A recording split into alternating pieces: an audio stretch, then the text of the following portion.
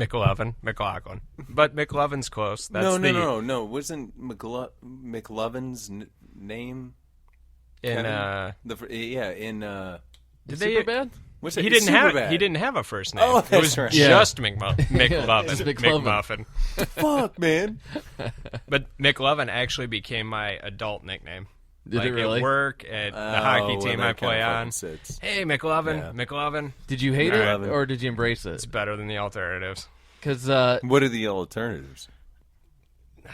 What was it? For a long time, Nick Nolte was out there. Gary Busey was out there. McLovin works. McLovin works. I love how you Those put that.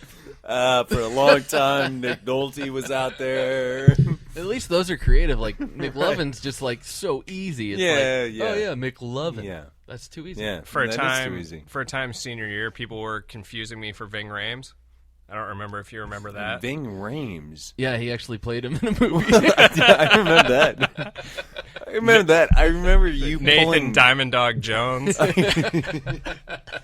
Well, we didn't have any black friends, and That's Like, true. Speaking of inclusive, right? You didn't. I mean, you were like you had the audacity to be able to play that role. I don't know. Okay, I'm an artist. So for right. So He for, interpreted it in a different way. So for those of you that don't know, in the same high school, while we were still in the same movie theater, the movie Con Air came out, and I was looking forward to it emphatically for a very long time. And it came out, and we all went to see it separate times, maybe. And we all came away from it with the same distinction that it was a piece of shit. I liked it. I don't think so, because I remember you making me go see that movie at least 20 times. I know, but I made you go see that movie that many times because I wanted to watch it that many times because I wanted to make sure. I don't think so. I think your memory's skewed. I think you loved it. I And don't now think you've, so. Now you've come to find that you don't like All it. right, but I think subconsciously I was watching that movie over and over and over again to find out what the hell I am doing watching this over and over and over again. I liked it the first time I saw it. Okay. I liked it the 20th time I saw it. Put the bunny back in the box. And then Never get tired of it. No. I mean, it's John Cusack? it's Poe, man. Oh, God. It's so God quotable. It's perfect. Oh, So- didn't you also play the tough cop, the FBI guy too? Didn't you? The guy with the really nice car. Yeah. Yeah, In the hell, yeah. Now, how far into production did we get with this film? Because I remember filming Carrie At least and Matt. an hour. There's at least an hour of material. And Matt bent down next to Carrie. Whose basement was that in? That was in it's Carrie's. Yeah. And he was like, "Hey."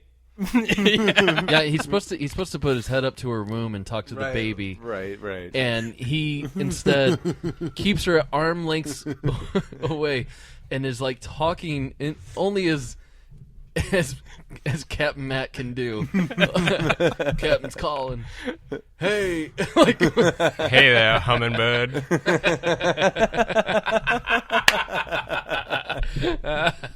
That's awesome. I think we got a credit sequence recorded. because that's the first thing you do when you make a movie. Right. Everybody Well, yeah, knows that. it comes first. We Everybody needs to know. were Where's shooting this that bitch film? sequentially. We were going to edit it. You Are can't kidding drop me? out of this movie. You're in the credits. Oh, who was Mike Hoffman? Garland Green. Oh, yeah, of course. Of course. It just makes sense now. He Is that the just- child molester? Yeah. Typecast. But he was like, he owned it. He owned it. He was like, yes.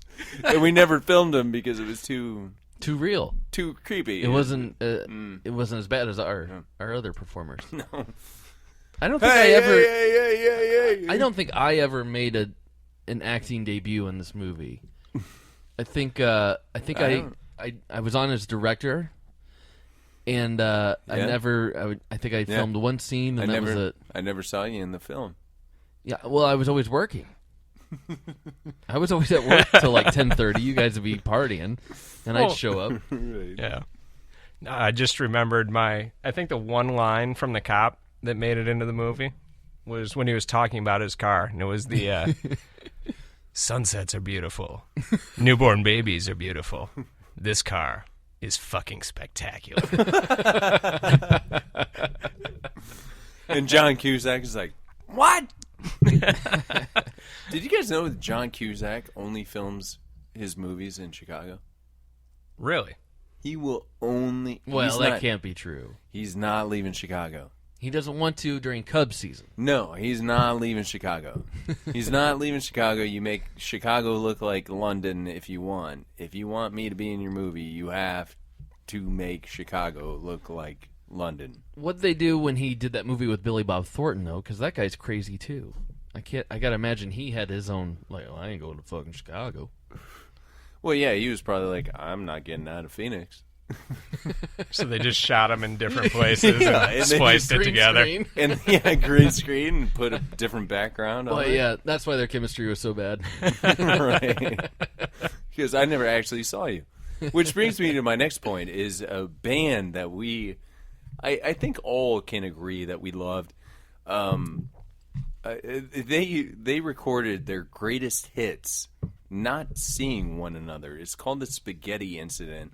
And none of them, like, they all recorded their last album on their Geffen record deal without ever seeing any of them.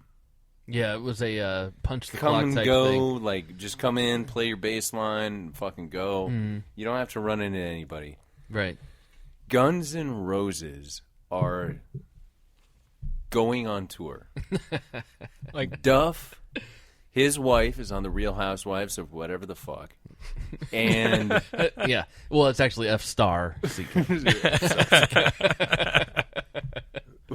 but she went on record, and Duff supported it, that the Guns N' Roses original band, Adler included. No way.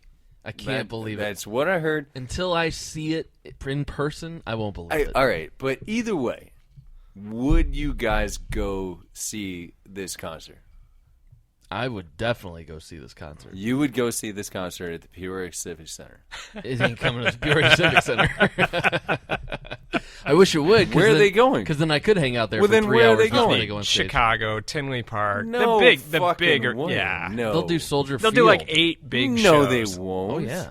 Guns N' Roses? Yeah. Yeah. No. Dude, Do it once before they break up again. Axl Rose does it now without the band. Imagine with the band. It's going to be Monsters of Rock everywhere they go. Are you telling me that Axl Rose, with Guns N' Roses, sells out Soldier Field?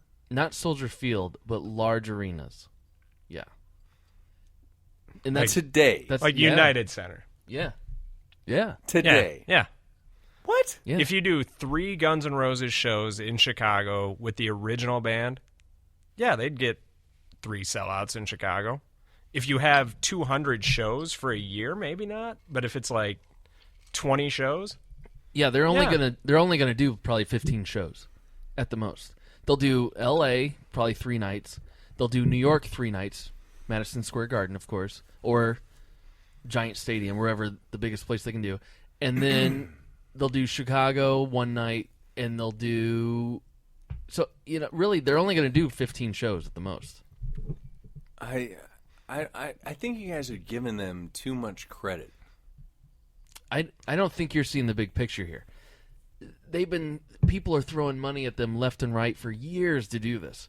If they're finally going to do it, they're going to squeeze it for all they can, and it's going to be big. I remember the Motley Crue reunion show, and they played Peoria Civic Center Convention Hall. That's because Okay. it was their 3rd year in a row coming to Peoria, All Yeah. right, but okay, that's fine. which is but, what Kev was but just saying. okay, but If they do 200 shows, then yeah, of course but not. Motley Crue did that. They committed to it. Guns N' Roses, we've been getting pissed off about this shit But for a that's why very it's going to long sell time. out. That's why it's going to sell out. I think that they have pissed off so many people that they're not going to buy tickets. I'm not going to buy a ticket. But people are I don't paying give a attention shit. to them. I don't give a shit if they play on my fucking backyard. I'm not going. I don't care. I don't want to see a Botox, cornroll, Axl Whatever Rose. Duff's doing these days. No, I'm not talking about Duff. Oh. No, it's like just out of breath, like Axl Rose. I will tell you this. I'm not going to watch. I know that. what you're saying. And I agree with you. But I'm not. No. But what you are not saying that I am feeling Okay. is that if Izzy, Stradlin, Duff, and Slash, the three of them are going to do the back-to-back guitar thing, I'm there. They can't do that at 40. What? They can't do that at 40. Well, good thing, because they're It's not- 50. It's not a good look for them. Like, they can't. What are you talking about? They're rock stars. They can do that. Yeah, they're not anymore. Of course they are. No, they're not. Duff looks cooler now than he did back then. No fucking way. He looks awesome. No. He looks like a rock star. He's like, yeah. Once you're No. a rock star, you've always got that presence. You've always got that swagger. You go on stage and everyone's screaming for you. You can be like, yeah, baby, you like this. And everyone's like, yes, I do. What? No, I mean, like, after everything that they've been through, they should go on stage and be like, yeah, fucking respect the music, ma'am. Oh, that sounds like the worst concert ever. All right. Well, that's what that concert sounds like to me, is because they're all happily married. They're all, like, they all got this shit going on.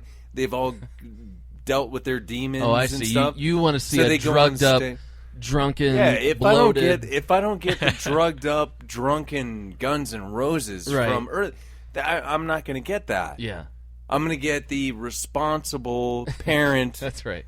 bass player and the responsible parent guitarist. Well, hey, you know what? At least you know the show's going on time because I got to put the kids to bed. We got to wrap it up. Hey, Matt. Tommy doesn't sleep on the bus. Tommy sleeps in the hotel. Let's go. Coming up after the break, I want to talk to you guys about labias. Huh. It's a great segue.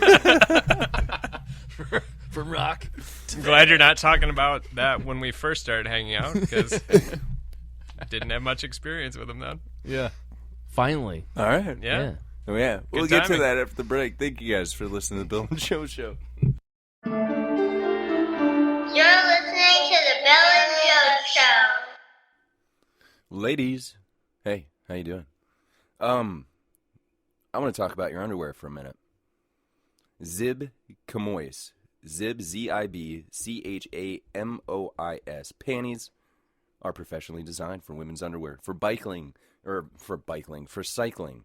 These panties will make your bike rides more comfortable, whether those are short distances in the city, long rides in the countryside, or body bike classes at the gym. They are designed to be worn under everyday clothes, skirts, jeans, and trousers all year round. And coming from a guy, this might seem a little bit weird, but I do know that underwear can be uncomfortable, especially in the gym. And my wife, she used to complain about it all the time, and this seems to be the answer to you girls' prayers, those girls that like cycling and working out. And, you can wear them every day. So replace all those crappy panties and get yourself a pair of Zib Chamois, Z-I-B-C-H-A-M-O-I-S, panties, and go to Indiegogo.com right now and search for it, and you can help it get off the ground and maybe get some new underwear. So make sure to check them out. Okay, so this is really cool.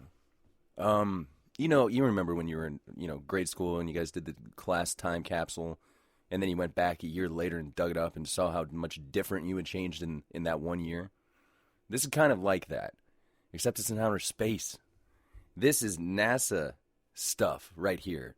And basically, it's called Project Our Voice, and it's a time capsule that you can send a voice message out into the outer space, and it will be saved forever. It will be there forever. It's a fantastic idea. Basically, they'll take all of it, and then they'll just shoot it out there, and they'll collect messages from people worldwide and send them into the universe to ensure that today's humankind footprint, memory, will be preserved.